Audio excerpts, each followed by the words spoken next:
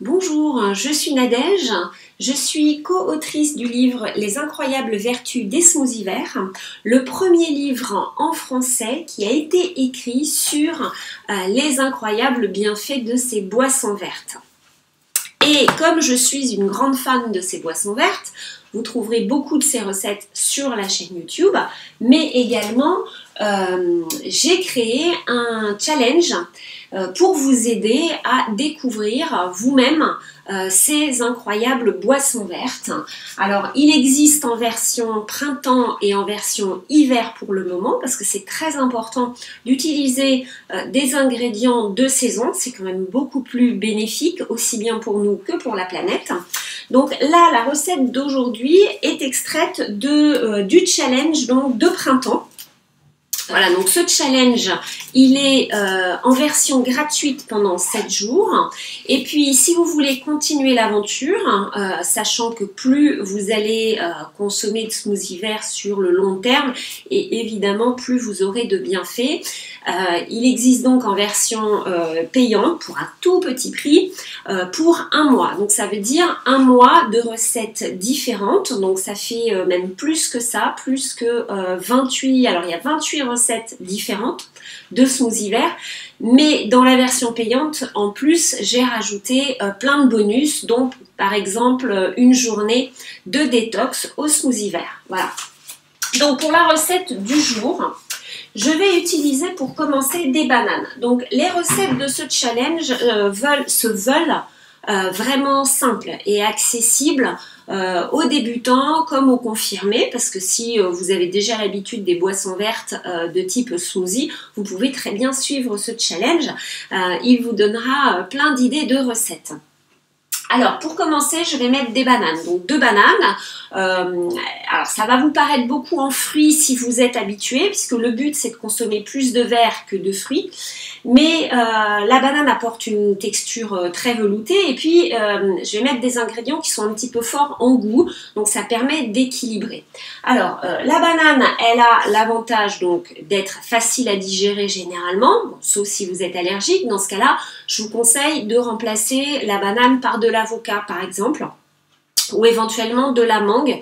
Ce sont des fruits qui vont apporter le même type de velouté. Donc 2 bananes. La banane a aussi l'avantage de favoriser le sommeil. Alors c'est pas que c'est somnifère, mais ça équilibre les cycles circadiens. Donc c'est intéressant si vous avez un petit peu de mal à dormir en ce moment avec le stress que l'on peut avoir. C'est plutôt bienvenu. Ensuite, je vais ajouter une poire. Alors la poire, elle est assez grosse, donc facile à trouver chez nous. Choisissez une poire qui a une texture plutôt tendre.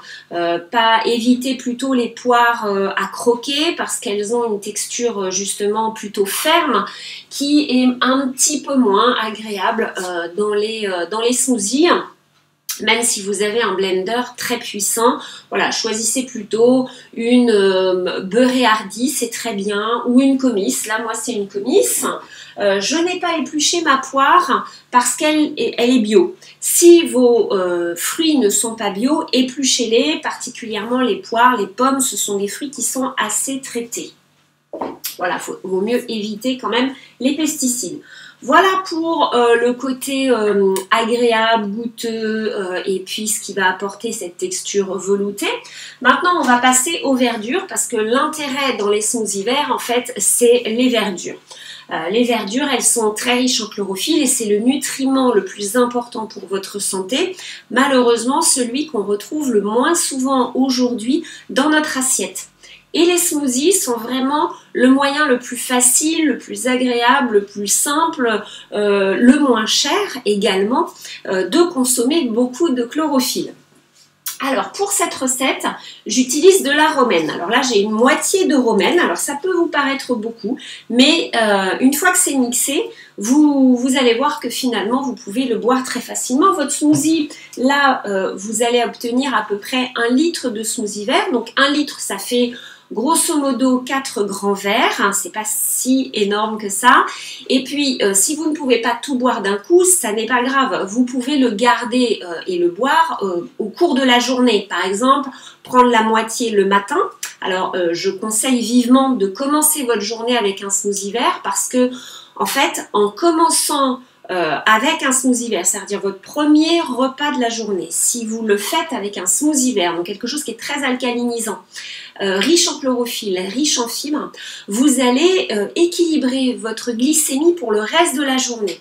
Donc c'est particulièrement intéressant pour les personnes qui ont des problèmes justement à réguler leur glycémie ou les personnes qui sont sujettes à des fringales dans l'après-midi, de sucre notamment, donc les personnes diabétiques aussi, voilà, mais en fait ça bénéficie à tout le monde parce qu'il y a énormément de problèmes de santé physique ou mentale d'ailleurs qui sont liés à un déséquilibre de la glycémie. J'ai vu ça dans plein de témoignages de personnes qui ont suivi justement ce challenge smoothie vert et qui ont pu noter une très très grande différence dans leur humeur, dans leur fringale, dans leur envie de sucre et qui pensaient ne jamais arriver à s'en sortir. Donc en fait, le plus important, c'est vraiment votre premier repas. Donc si vous ne pouvez pas consommer tout votre smoothie le matin, c'est pas grave. Vous pouvez même ne consommer qu'un tout petit verre si vous voulez. Et puis après, vous prenez votre petit déjeuner classique. Et puis le reste, vous le gardez, de préférence au frais ou dans une bouteille isotherme, si vous devez l'emmener avec vous au travail par exemple. Et puis vous pouvez le boire après à tout moment dans la journée, de préférence avant un repas ou en dehors du repas, pas après un repas. Donc ça peut être avant votre déjeuner par exemple, ou dans l'après-midi pour vous redonner de l'énergie. Parce qu'en fait, la chlorophylle est très énergisante, mais sans un côté trop stimulant comme le café par exemple. Vous allez vraiment retrouver de l'énergie parce qu'en fait la chlorophylle c'est vraiment le premier carburant de vos cellules. Donc souvent quand vous êtes fatigué, vous avez un coup de barre, c'est que vos cellules n'ont pas été nourries correctement. Si vous leur apportez de la chlorophylle, donc le meilleur carburant pour elles, eh bien vous allez très vite retrouver de l'énergie. Donc vous pouvez boire votre smoothie après, le reste de votre smoothie l'après-midi. Ça, voilà, c'est la deuxième option. Si vraiment vous ne pouvez pas commencer le matin par votre smoothie vert, c'est pas grave, ça aura un petit peu moins d'effets bénéfiques, mais vous allez quand même ressentir très rapidement des effets très positifs sur votre santé. L'avantage des smoothies verts, c'est justement qu'ils peuvent se conserver. Si le matin vous n'avez pas le temps parce que vous partez au travail, vous pouvez les préparer la veille au soir, les mettre au frais et les emmener avec vous dans une bouteille, de préférence isotherme bien sûr, pour les protéger de la chaleur, de la lumière. Mais comme dans les smoothies vous gardez toutes les fibres, eh bien il va s'oxyder très très peu en fait pendant toutes ces heures où vous allez le garder avec vous. Les fibres sont très antioxydantes. Donc ça, c'est la grosse différence avec les jus qui doivent être bu très rapidement si vous voulez vraiment avoir le maximum de bienfaits. C'est pour ça que je dis que les smoothies sont la manière la plus simple, la moins chère aussi, puisque vous gardez, c'est beaucoup plus rassasiant, donc, et vous gardez l'intégralité des ingrédients, et donc la plus facile de consommer beaucoup de fruits, de vitamines, de minéraux, de chlorophylle. Donc pour cette recette, en plus de mes fruits, je vais ajouter donc une demi-romaine. Une romaine, c'est une grande salade comme ça, là elle est coupée en deux, mais qui a une forme un petit peu allongée. La romaine, elle est particulièrement riche en calcium et en fer. Donc c'est très bon pour fortifier les os. Si vous pensez que vous avez besoin de produits laitiers, détrompez-vous. Les verdures sont très riches en calcium qui est assimilable. Contrairement aux produits laitiers qui, eux, contiennent du calcium certes, mais qui est difficilement assimilable par le corps. Donc qui a tendance à plutôt affaiblir en fait les os que de les renforcer. Comme dans toutes les verdures, la romaine est riche en vitamine E et en vitamine K. La vitamine K, elle permet une meilleure assimilation justement du calcium. Donc voilà, la nature est bien faite. Parmi les verdures, hein, si c'est un sujet qui vous intéresse, c'est aussi celle qui est la plus pauvre en acide oxalique. Alors l'acide oxalique, ça ne pose pas de problème quand les légumes sont crus en fait. Il pose problème quand les légumes sont cuits, notamment on pense aux épinards. Là, dans les smoothies, vous n'avez pas ce problème-là. Mais si toutefois, c'est quand même un sujet d'inquiétude pour vous, vous avez bien d'autres verdures qui sont très intéressantes à part les épinards. Et la romaine, donc, a peu d'acide oxalique. Donc, vous coupez grossièrement votre romaine. La romaine, comme la banane, est bonne pour le sommeil également. Quand vous choisissez vos verdures, petite astuce, vérifiez bien, surtout pour les salades, le bout de votre salade pour voir si elle n'est pas trop marron. Plus c'est marron et moins votre salade sera fraîche en fait. Voilà, ça c'est le genre d'astuce que vous allez pouvoir retrouver sur mon nouveau site Holistic Club qui est consacré donc à la découverte de l'alimentation vivante mais qui convient aussi aux personnes qui sont déjà très familières avec cette alimentation pour vous aider à intégrer le plus d'aliments crus possible sans toutefois forcément passer au 100% cru, ça c'est une question de choix personnel, mais vous avez toutes les informations aussi bien nutritionnelles, parce que ça c'est une grosse inquiétude généralement quand on change d'alimentation, que des questions, vous avez également les réponses à des questions d'ordre tout à fait pratique sur quel type de matériel prendre, comment choisir vos aliments, quels aliments sont les mieux pour vous, comment bien manger équilibré. Vous avez également des menus et beaucoup de recettes, voilà, des articles de fond, enfin voilà, c'est vraiment un site qui a beaucoup d'informations, en tout cas qui va avoir beaucoup d'informations, parce qu'il n'est pas très vieux, mais j'y travaille tous les jours. Voilà, donc je vous mettrai le lien si ça vous intéresse, aussi bien du challenge que de Holistic Club en bas dans la description de la vidéo. Donc voilà pour la romaine. Et ensuite, la dernière verdure que nous allons ajouter, et le dernier ingrédient, c'est du cresson. Alors le cresson, c'est une salade d'hiver que l'on trouve de octobre à peu près à avril. Donc vous voyez, ça se chevauche encore un petit peu sur le printemps. C'est une excellente salade pour plein de raisons. D'abord, elle est très riche en chlorophylle, hein, elle est très très verte.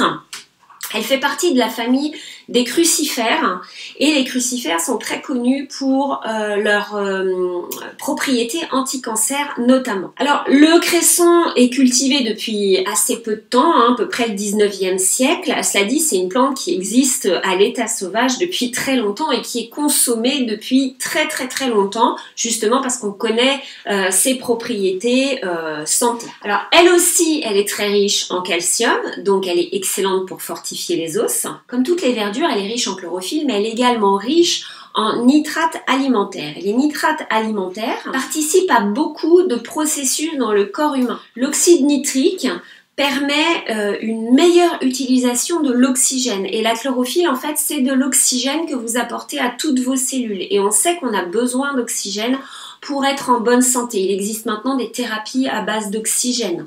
Et donc, en apportant de la chlorophylle, vous apportez de l'oxygène. Les nitrates alimentaires permettent de maximiser l'efficacité de cet oxygène. C'est particulièrement intéressant, par exemple, pour les sportifs ou les athlètes, enfin les gens qui font beaucoup d'exercices, ça améliore les performances physiques, mais également pour les personnes qui ont des problèmes cardiaques. Voilà, puisque ça améliore la circulation sanguine et l'oxygénation. Le cresson a la particularité de contenir également de l'iode, hein, donc c'est intéressant pour les personnes qui veulent, qui ont des problèmes de thyroïde, et puis pour soutenir la santé de sa thyroïde de toute façon, puisqu'on a tous tendance à l'heure actuelle à avoir une thyroïde un petit peu faible. Et puis dernière information intéressante sur le cresson, c'est qu'il est très riche en vitamines du groupe B, notamment en vitamine B6 qui favorise la production de deux neurotransmetteurs, la dopamine et la sérotonine, donc qui sont à l'origine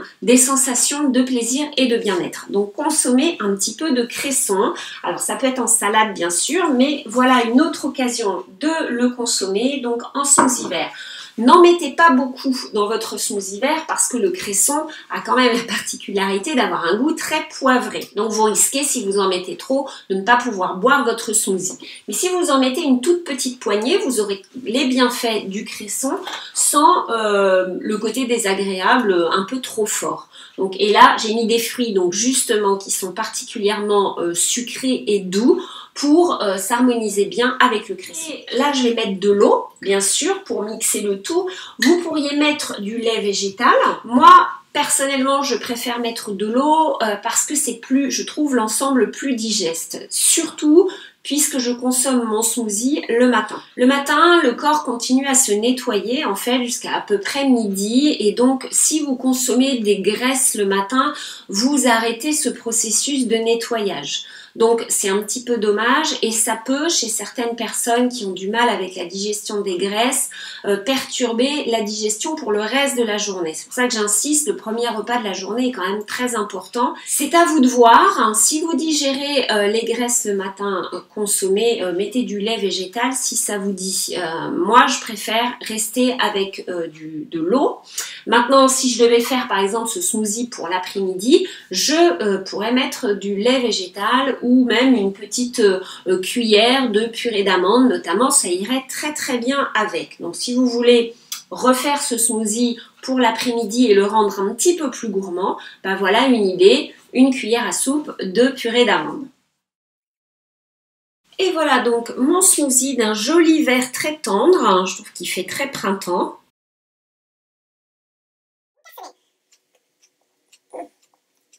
Absolument délicieux, je vous invite vraiment à essayer le cresson sous cette forme. Dernière information sur la romaine que j'ai oublié de vous dire, c'est qu'elle est riche en oméga 3 également et les oméga 3 sont particulièrement importants pour lutter contre l'inflammation qui permet de soutenir le système immunitaire. Elle contient également, la romaine, 8 acides aminés, très important. Donc tout ça pour dire que dans les verdures, vous avez également des protéines sous forme d'acides aminés. Donc si vous avez décidé d'adopter une alimentation végétale et que vous avez peur de manquer de protéines, ajoutez beaucoup de verdure dans votre alimentation. Sur ce, je vous souhaite une bonne journée, à bientôt, au revoir.